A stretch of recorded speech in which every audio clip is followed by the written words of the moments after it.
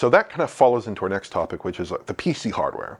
So the laptops, the desktops, the handhelds, even the accessories, right? Right. But not the displays. We'll touch on the displays Just shortly. a little bit later. A little bit later. No spoilers there.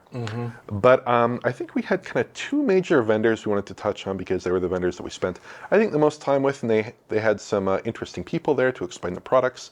And I think they're kind of two of the higher end vendors as well, which I think gives them a little bit of panache here to talk about them. So we stopped by the Alienware booth, the Dell booth, and they showed us the Alienware 18 Area-51, which is their 18-inch, their flagship gaming laptop.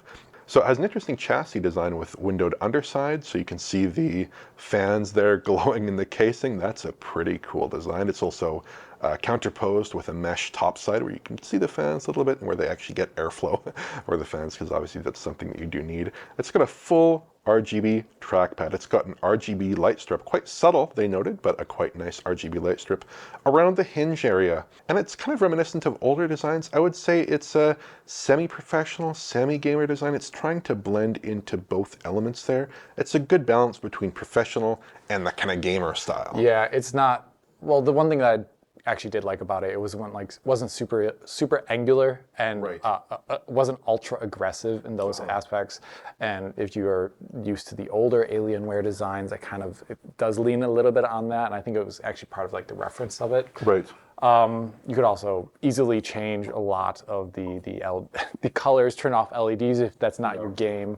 And I actually did specifically ask, can I also make the function keys be default to adjust things like screen brightness and other laptop functions, and that can also be adjusted too.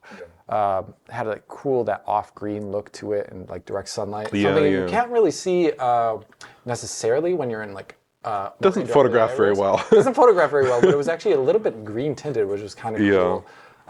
That was Intel CPUs with RTX 5090, the mobile version of that GPU.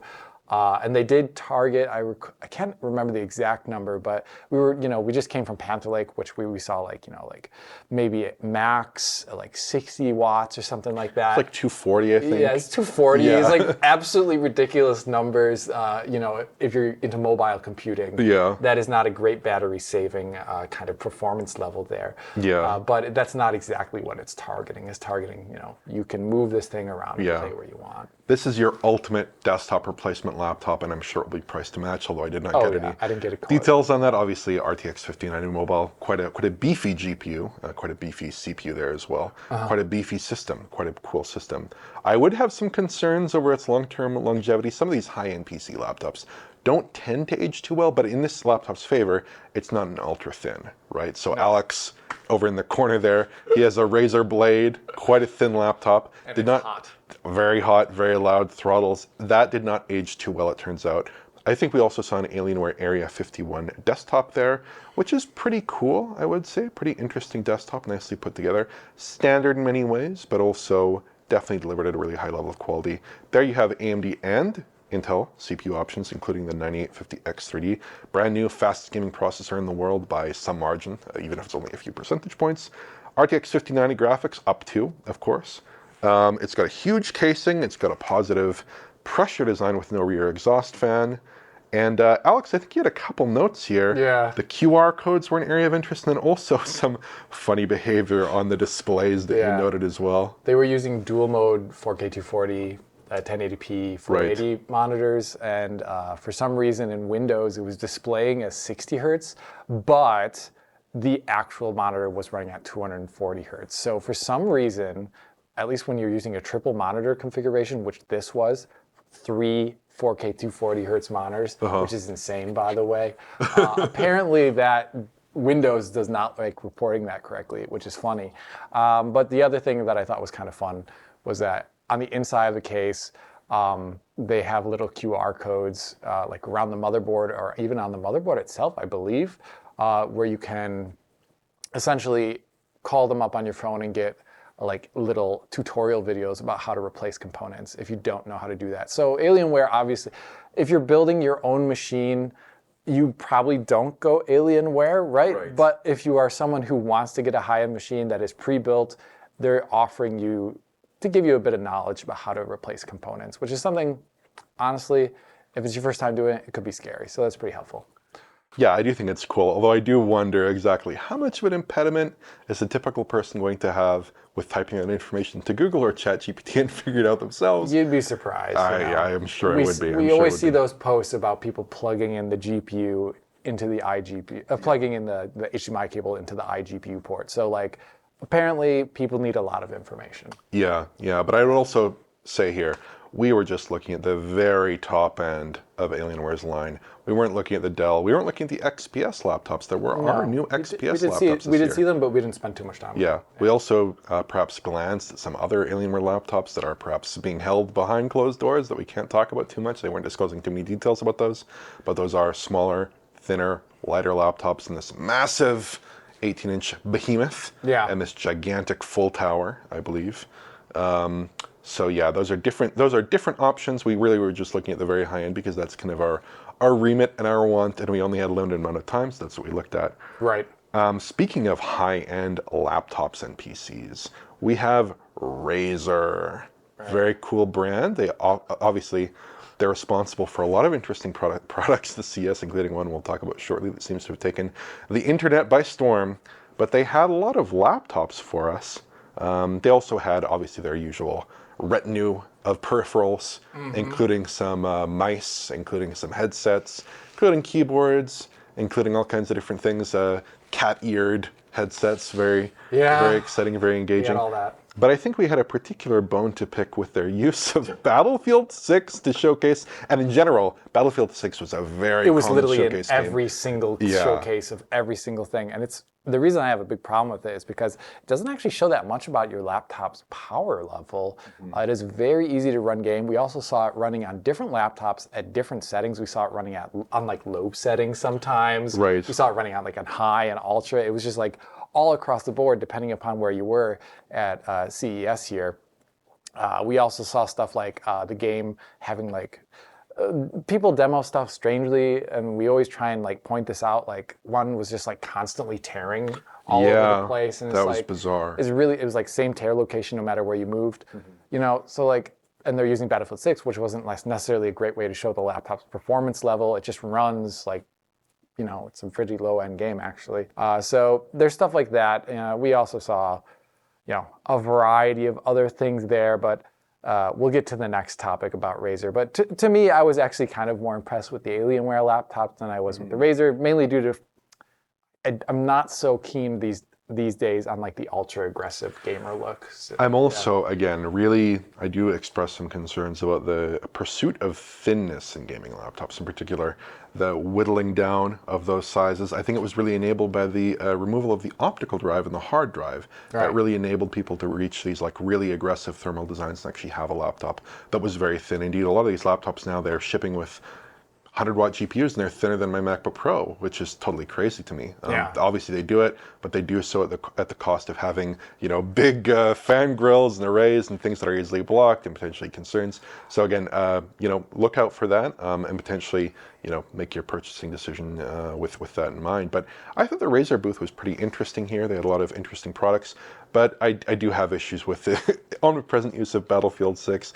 as a demo game. I actually don't think it demos very much about your system, to be honest with you. Yeah, it was also a little bit awkward because it's just like they're showing off like bot matches and stuff like that where, yeah, it was just not exciting. The other way.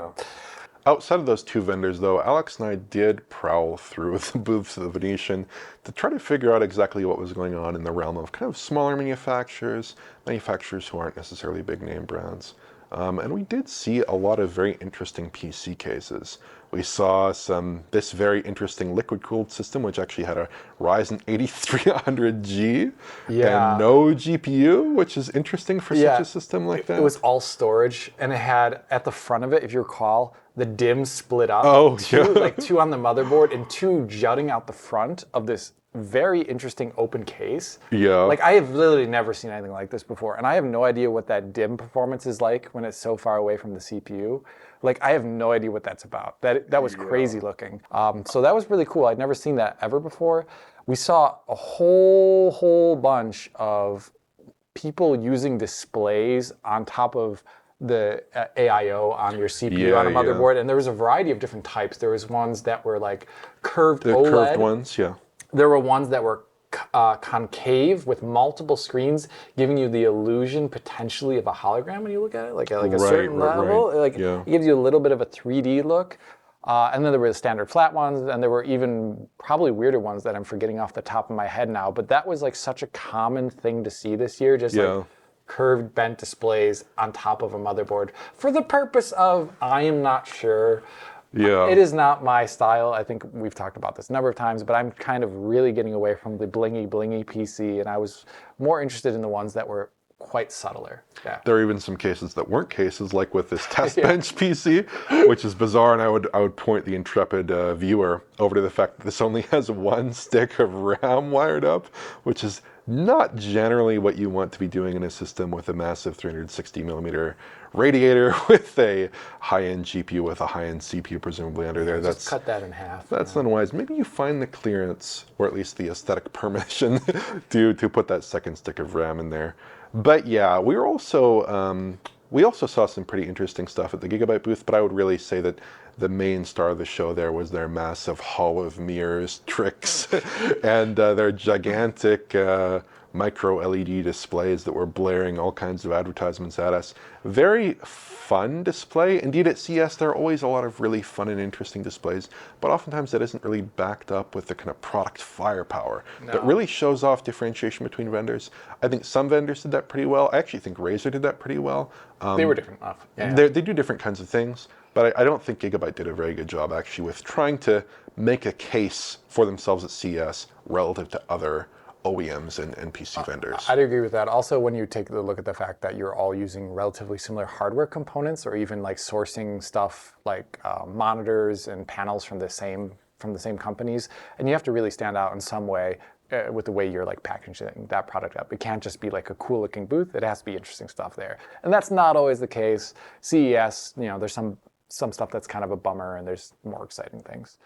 Yeah, that's kind of a perennial concern in an industry where the parts are commodity, and it's really the design and the brand and the identity that is unique, or should be unique. But in this case, I think we saw a lot of the same kinds of PC concepts, a lot of the same kinds of displays that were on CPU coolers, indeed a lot of the same exact displays that were on CPU coolers. Similar kinds of concepts, lots of PCs with very little ventilation, but a whole lot of acrylic and a whole lot of glass. I think that was another key theme. Even some wood, which I think is, I'm conflicted about because I think it does look pretty, but it's also an insulator and a PC case, and that messes with my feng shui a little bit. I think you should have conductive metals, or at least glass. It's interesting. Another thing that I noticed is, I don't know how in vogue it is anymore, but I noticed that there wasn't a lot of push-pull cases. Oh yeah. Like that. I think that's usually that's positive pressure was pretty common. Yeah. So I was expecting more of that, but I guess that's not right now what is in. So it just isn't.